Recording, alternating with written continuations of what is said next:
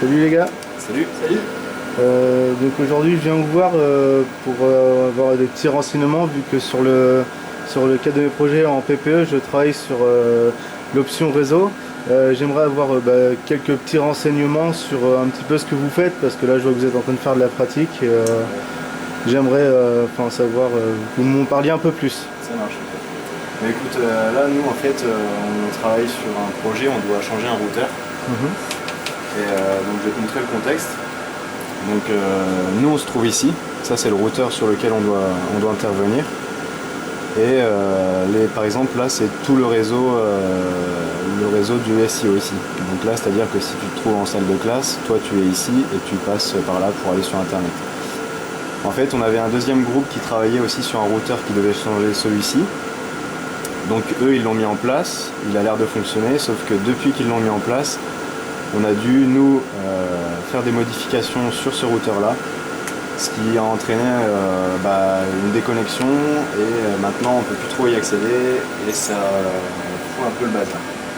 Donc on a essayé de rétablir la connexion donc, via divers moyens, des logiciels qui sont par exemple le PuTTY, on peut se connecter en console avec PuTTY.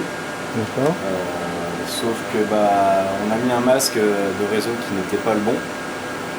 Et ce qui fait que le routeur ne nous détecte plus dans le bon réseau et on ne peut plus y accéder. Donc là on va devoir malheureusement réinitialiser tout le routeur à zéro. C'est-à-dire que ça fait à peu près un mois de travail qui s'envole comme ça par le biais d'une erreur de mise en pratique. De paramétrage. Et donc voilà, donc là on va devoir réinitialiser tout ça, recommencer à zéro et refaire tous les paramétrages histoire que ça marche un peu mieux.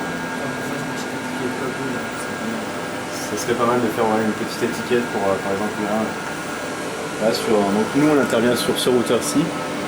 Ça c'est le deuxième routeur qui a été changé. Et c'est vrai que eux ils ont fait un truc qui était sympa, c'est de mettre une étiquette justement avec les ports, le nom des ports qui sont assignés. Donc ça te permet de bien te repérer sur le réseau et sur le routeur aussi.